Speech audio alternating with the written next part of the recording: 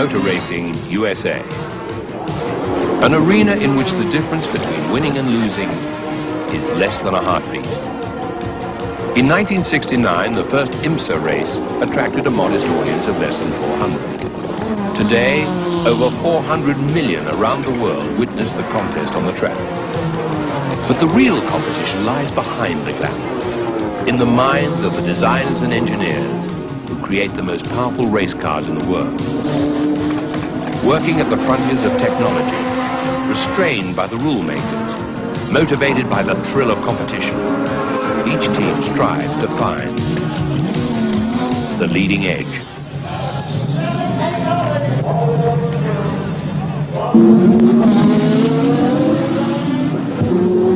It's always a combination, and that's what a car is, a combination between the chassis, the engine, transmission, driver, team. Only a good combination can win. And racing does have a tendency to make people do things a lot quicker, because there's a timetable, and you got to I mean, there's races you got to go to, and there's competitors you got to try and beat, and so it forces you into a sort of a high-speed development mode.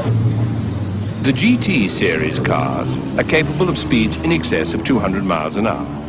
Powered by engines which can produce over 1,000 horsepower, these are not engines specially designed for pure racing. They're based on production car engines, which in their showroom form produce perhaps only a fifth of the power. I think we offer a lot more. I think our cars are, first of all, they're identifiable in the sense they carry the characteristics that people deal with every day in their street car. They have headlights, they have tail lights, they have brake lights, they run in the rain, the doors open, they have windshield wipers, they have to race in all kinds of conditions for all kinds of lengths at speedway tracks, at airport tracks, at temporary tracks, at permanent tracks, and they're powered by an infinite variety of power plants. There's an infinite variety of car design. And it's basically a concept to allow creativity and freedom in design while everything else is more structured. And I think it's almost the last form of motorsport in the world that gives the innovator the opportunity to innovate. Rule makers IMSA, the International Motorsports Association, has been very successful in the USA in creating a balance between different engine technologies. They enforce a system of technical handicaps which offset certain design advantages. The aim is to provide the teams with the maximum design flexibility and the audience with good spectator sport. The concept, particularly in GTP, which are the purpose-built racing cars, and the GTO and GTU cars being production-based versions of the same, the whole idea from the start was to provide formulas that, again, were attractive to as many possible interests. Within the rules set by IMSA, team designers are free to experiment with many different engine configurations. The manufacturers behind the teams offer the full range of production car engines. So just as in the showroom we find V6, V8, V12, flat 6, straight 4, and a range of add-on performance improvers, turbochargers, sophisticated fuel injection systems, multi-valve heads, each combination has its own special characteristics. Having the right combination gives the advantage. Well, I don't know whether it gives us an edge, but at least it gives us a means to adjust the things, you know, the way like we want to do it without going over Germany, because it takes a lot of time and a lot of money. There are tremendous research facilities that the big car companies have. We can't really match, but on the other hand, we can move quicker than their internal organizations can in a lot of areas to bring something to bear to test. Yeah. And it'll take them sometimes 5 years to bring new technology into production, just because of their super long lead times and tooling and everything. Or what may take them 2 years to set up production for, I can do in a week around here. Yeah. And so we can move quicker. Yeah. And we can take advantage faster of new technology. But like Ford, Lincoln, Mercury says to us, their engineers are used to doing things on a year, you know, on a really long extended schedule. There isn't that sort of impetus to drive them faster and develop things quicker. And those guys come to the race team and work with us for a year on that fuel management system, and they go back and they have a whole new sense of how much quicker things can be done sometimes if you really need to do it. Previously, I've worked with an automotive company, one of the big three, and from the time that we clay modeled something till it got on the road was 5 years, 3 to 5 years. To see it done in 3 to 5 months is very satisfying. There is a significant interchange of ideas and technologies between the big manufacturers and the racing teams, but not in the direction their relative sizes might lead you to expect. We have several parts that we've developed for the Mercure engine that are now being prototyped and fit to new prototype Ford Motor Company engines as well as Chrysler engines. There are several other things that we're doing in the area of the carbon fiber bodywork for our race cars that we're exploring the possibility of trading that back into production car technology to build lighter, more aerodynamic production cars. Certainly the aerodynamic work we do in the wind tunnel for our race cars is already seeing its effect in the production car technology. The large manufacturers recognize the effectiveness of small, dedicated teams, being prepared to adopt a hands-off policy. Nissan team manager Don Debendorf sees this from the perspective of the aerospace industry. I'm a chief scientist at Hughes Aircraft, and a lot of the technology programs, most of that work is carried on by a very small group of people that do a lot of these advanced concepts and make some of the first prototypes and prove the feasibility of various concepts. And it's really amazing if you have a very, very talented small group, what that can accomplish relative to, you know, a huge group with tremendous resources. And very often, you know, the managing of that huge resource is such a problem. It's very difficult to be efficient. And very often these things can spend, you know, 5-10 times as much and not even achieve you know, what the smaller group has done. And that's common, I would say, throughout any kind of the normal industries. And so, you know, if you apply the right people with the right philosophies, have a positive attitude about, you know, solving problems, and you know, you always find a way. You know, if you start off with, say, that can't be done, you know, you know, they'll never accomplish it. Each team has its own approach to obtain what they see to be the right combination of engine, aerodynamics, and handling. Hopefully the winning car. You have to consider the whole car, not just the engine, not just the support systems, not just the charge system or the turbocharger. It's a complete package that you have to consider. Drivability is a huge part of the program, probably even more important than absolute horsepower. The catchword you see in all the television telecasts is turbo power, and how it's bowling over the normally aspirated cars. Again, you see some of those Camel light cars just being overrun by these tremendously powerful prototypes. Little step on the brakes. Now he'll be back under full boost and trying to use all of the Porsche horsepower. Look at this. Closing, closing, closing. Here comes the pass. Down the inside, use that late braking to get a clean pass. And gets past the number 52, that Corvette. Last lap at 114 miles per hour by the leaders. He's up on the Buick now. They're going to take a couple of shots trying to get the car through there, and finally loses it to go to the outside and let it through. For a number of years, Porsche have dominated GT motor racing in the USA, but others now seem to have a better combination. What we're trying to do is like, how can I give an example? If you have some running shoes and they're 2 numbers too small, and we try to, you know, widen them out with some devices, what we need is a new shoe.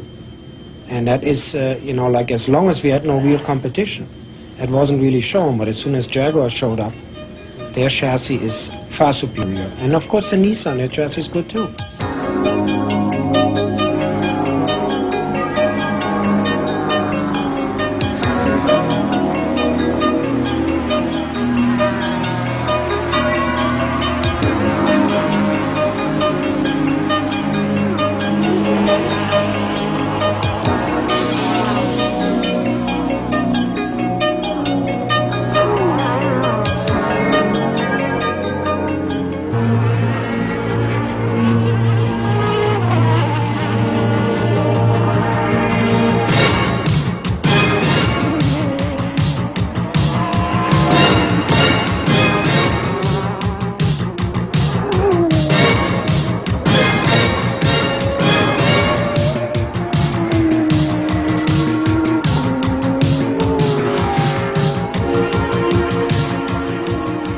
Look at how many moving parts there are in a typical automotive engine, I mean, if you didn't have an automotive engine out there running and you thought to yourself, well, geez, now I could build something like this. It's going to have pistons going up and down at this rate of speed, and it's going to have a crankshaft spinning. You're going to have a controlled oil system. You got to seal the compression system between the oiling system with sliding rings. I mean, you couldn't do it if you just tried to think of it without it having been done over the years.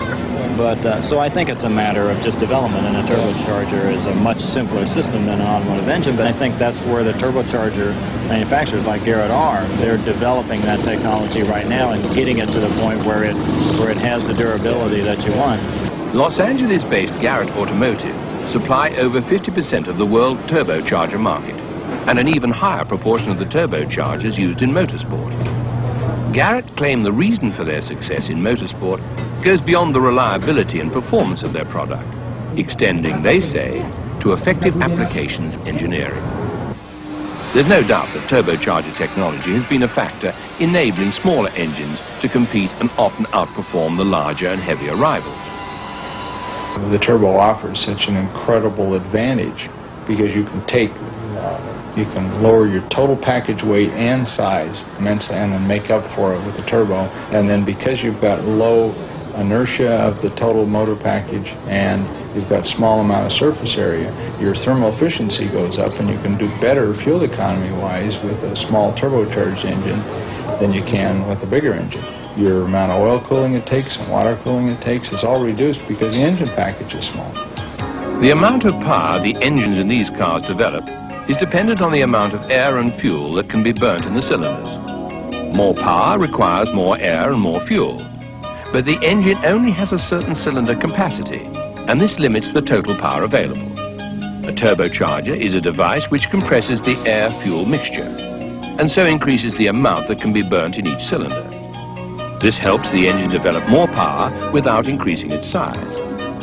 The turbocharger is a simple device with a few moving parts which takes energy normally thrown away in the engine exhaust and uses it to drive a compressor. The turbo's outer casing contains a single shaft with a wheel at one end. Hot exhaust gases from the engine pass through the casing and around this turbine wheel, causing the shaft to rotate at very high speeds, as much as 200,000 RPM.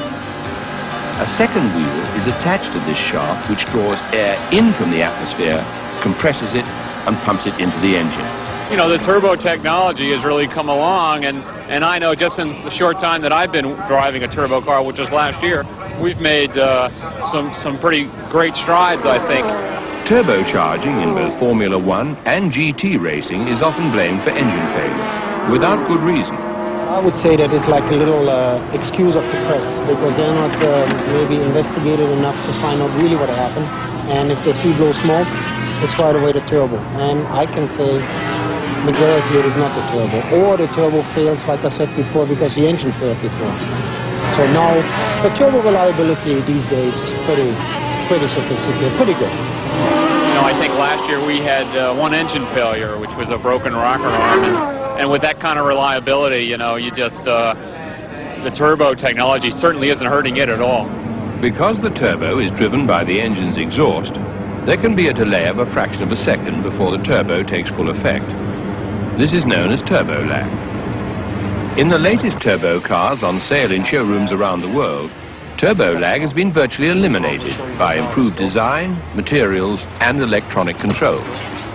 Motor racing, on the other hand, suffers from turbo lag of a different kind. The position today is that we would like to see more improvement on the turbocharger, and that of course can only come from the manufacturer. We cannot do that.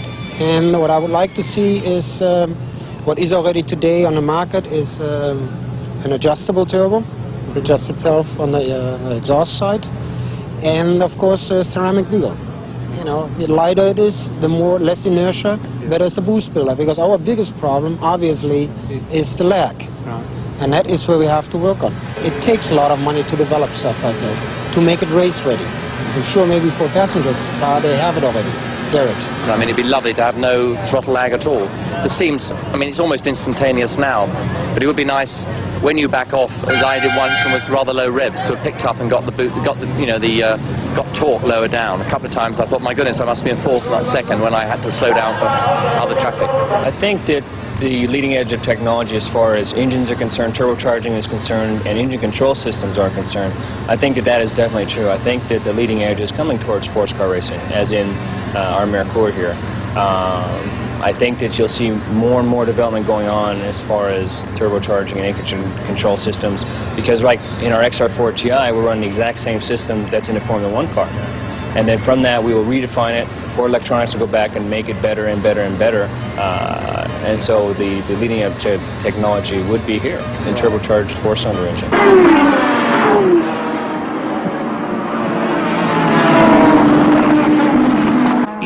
Explains what the IMSA series means to Jaguar. It's a new challenge. We want this team to be like our road car owners. They're Americans who buy a Jaguar and run it in America. This is an American team running a Jaguar in America in American racing. And there's a real strong American accent. I've got an English accent because I came over here to cheer them on. Well, perhaps by the time it's all over, we Americans will know how to properly pronounce Jaguar.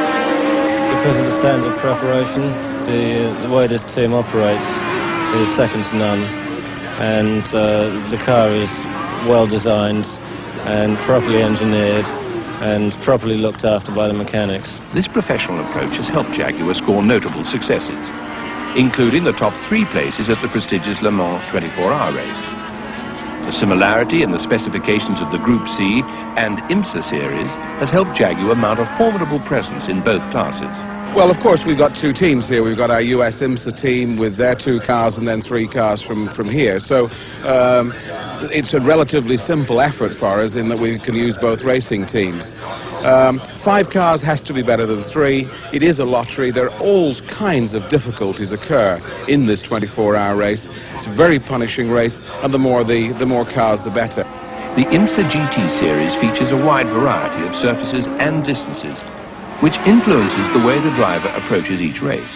The main difference is in the method of how you get through the race. In a 1,000-kilometer race, in fact, that's a sprint event for us. We drive on the limit for 1,000 kilometers. Here at Le Mans, we obviously had the conservation of the car in mind. So I wouldn't say that we drive very far off the pace, but we certainly drive maybe 8/10 instead of 10/10. It's just so good to be involved with a team like Jaguar, because it's not just a car, it's England is down here trying to win. For the green flag, back underway. The Jag makes an immediate move and does not get through. Now here's where experience is going to play a major part. Again, these fellows are back on cold tires once more. We saw, now there's the Jag. It's a good indication of what's happening. The Jaguar commitment is obviously a serious commitment. They're here to win, and they will do whatever they can to win, and that forces them to push themselves for success as well. For a long time, Porsche has been the dominant force because of their commitment to motorsports worldwide. In the quest for even higher performance, the Porsche team acknowledges that in the modern racing engine, electronics are playing an increasingly important role. Electronics are just about taking over everything. You know, we've got rent-a-cars out here that I can't believe the electronics that are on them. They're brand new cars. And they'll take over in racing just like everything else. At this minute, our fuel management system is all controlled. The ignition timing is all electronically controlled. All Porsche racing engines are prepared in California by racing specialists Andile. Each engine is run in a test cell on a dyno, which measures its power output. This information is used in the programming of the EEPROM chips in the electronic engine management computer. Founder of Andile, German-born Alwin Springer, explains. So actually what we do is we go to the dyno and run some values. You know, some improvements, maybe it needs more gas, maybe it needs less gas, more timing, less timing. That's basically what we do on a dyno. And our computer programs enables us to go and reprogram the EEPROM programmer and then again the EEPROM.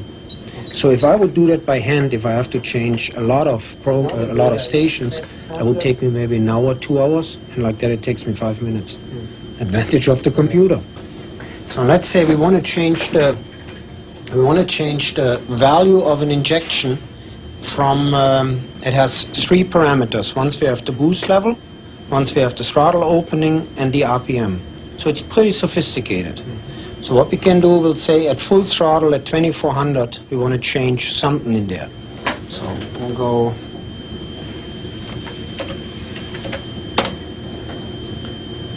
So you see right now it tells us this is the injection field. At 62 degrees, that is the full throttle field, 2400 millibar, because we read absolute, 8,000 RPMs, and then see it goes down every RPM. You know, when the driver drives and he feels that when it goes at 1.4 boost, it just gets a little bit tough. And we have a switch in there where you can lean it out or richen it up. And he says, you know, if I richen it up 10%, it runs better. So then we just, instead of like before in a carburetor, we would change a main jet, what would react over the whole range. That just specifically just goes in that little range there. So and if we do that here, see, I have a little a calculator built in here too. So it says hex number 72, percentage rate plus 10. See, and then the new number is 7D. So I just type 7D in here and go on. Then later on, when I'm finished, what I can do is I can go into a graph program. If I make somewhere a mistake in programming and I double check it this way, then I'll recognize it right away and can prevent a lot of engine problems. Porsche's arch-rival Nissan have enjoyed recent success, which could be due to new software they've developed which electronically controls the turbocharger and engine combination, a concept that is not new in racing and which has been used in production cars for some time. They had it already last year, and obviously they got it working right. And we're a little bit behind, but we're working on one too, and hopefully that we will get it running within the next couple of months. But for us, specifically in the Porsche businesses, it's very difficult to catch up to the Nissan, because, you know, the basic differences between our engine, their engine is, it's like if you compare apples with pears. No, because our engine is a flat six-cylinder air-cooled engine, where their engine is a V6 water-cooled engine, and that's being turbocharged. The air-cooled engine it's a handicap. So I don't think that we will catch the Nissan this year, but hopefully that we can try to run with the Jaguars.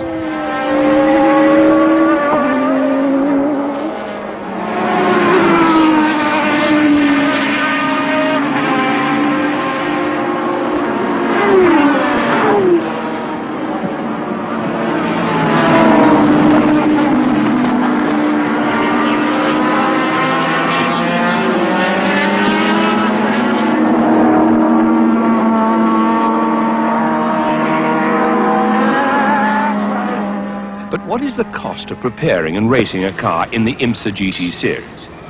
And can this cost be justified by manufacturers and sponsors? I mean, to do a full series program and this type of thing is over a couple $1 million a year. Okay. It's more than that. Yeah. The manufacturers typically have much better budgets when it comes down to budgets than racing. I mean, you see a lot of money being spent in racing, but relative to the manufacturers, it's not very much. Engine-wise, the engines run about $45,000 a piece on our little V6s, and they're very similar on the V8s. But as far as the overall program, I wouldn't want to get into that.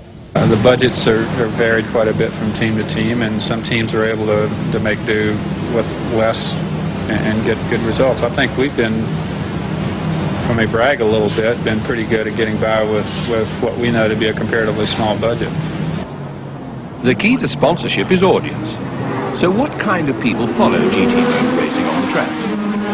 We like to look at our audience as a quality audience. An easy way to compare it is, I think, in many cases we're selling classical music as opposed to country and western or pops. It's not as big an audience, but the people that are here are much more tuned into the equipment, much more tuned into the people, and I think they're interested not just in the competition on the racetrack. Sometimes the racing is outstanding. Sometimes one guy has it figured out better than the rest, but the other draw is the technology and the variety that's on display here, not only on the racetrack, and the accessibility of the equipment to people. We're standing in a paddock area, and 90% of the people here are paying spectators who have an opportunity to walk up and virtually touch what they see on the racetrack, which is in other forms of motorsport in this country is impossible. They can't go at Indy or NASCAR to the garage area and see the cars. Here they can.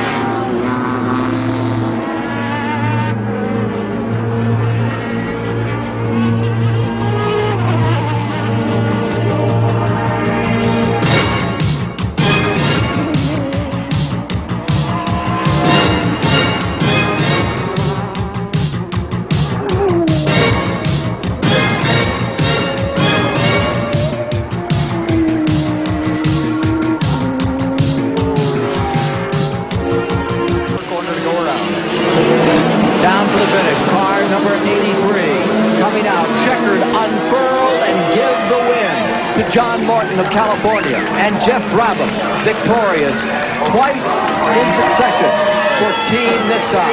A great victory here at Palm Beach, Florida. Second place is going to go to the Jag. Davy Jones is home in second. Price Cobb and James Weaver will finish. 1988 was undoubtedly the year of the Nissan. They got everything right, all at the right time, but more importantly, they briefly found the edge, the leading edge, which for them was a superior electronic management system for the engine, and particularly the turbocharger. It won't be long before other teams catch up, or IMSA changes the rules to offset the advantages, leaving them once again in search of the leading edge.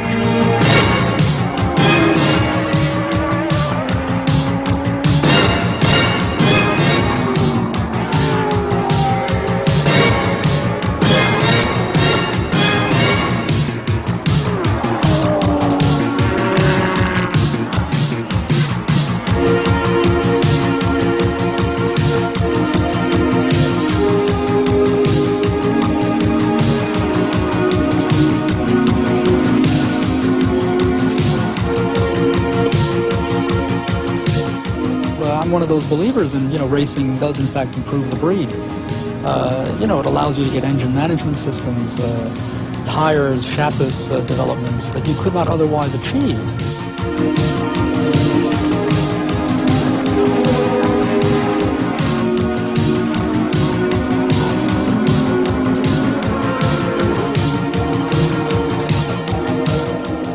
You've got two ways to look at it. You either play the game or you get out. So as long as I feel that we can be competitive, I'll play the game. And when I feel I cannot be competitive anymore, then I will no longer build a turbo engine. I mean, it would be foolish.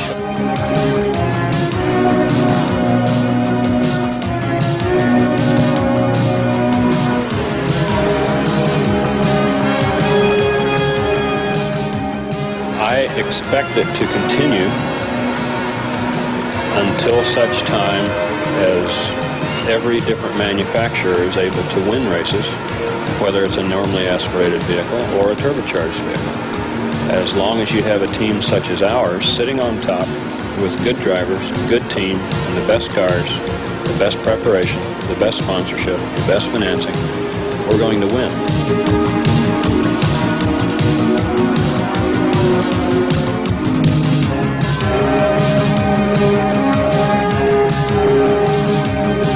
Because as long as we win races, that's what it's all about. That's what we're trying to do.